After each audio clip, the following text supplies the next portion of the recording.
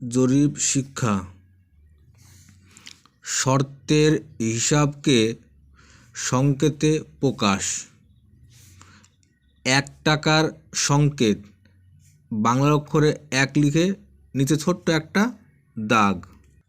শর্তের হিসাবে 16 আনারকে সংকেতে প্রকাশ করা হয় তার 1 আনার সংকেত একটা বেঁকা দাগ, 2 আনার সংকেত 3 আনার সংকেত, বা অনেকে এইভাবেও লিখে বাংলা অক্ষরে 9, 4 আনার সংকেত, 5 আনার সংকেত, 5 একখানা সোজা দাগ দিয়ে একটু বেঁকা একটা দাগ, 5 আনার সংকেত, 6 আনার সংকেত, এটা 4 আনা আর এর সঙ্গে 2 আনা, 6 আনা, 7 আনার সংকেত, এটা হলো 4 আনা এর সঙ্গে 3 আনা, 8 আনার সংকেত, 2খানা দাগ একটু ফুটকা, বাস।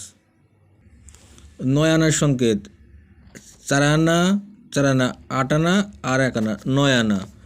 10 আনার সংকেত 4 আনা 4 আনা, 8 আনা আর 2 আনা, 10 আনা। 11 আনার সংকেত 4 আনা 4 আনা, 8 আনা আর 3 আনা, 11 আনা। 12 আনা 4 আনা 4 আনা, 8 আনা আর উপর থেকে নিচ দিকে দাগ, 12 আনা।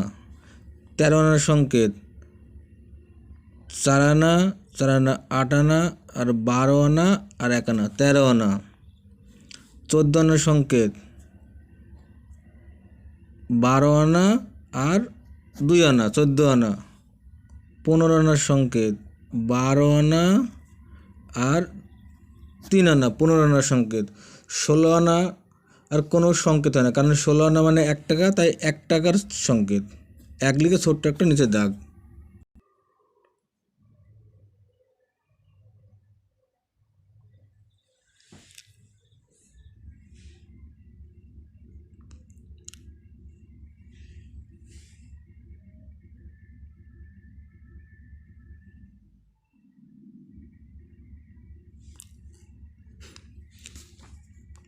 তাহলে 1 টাকার চিহ্ন কেমন?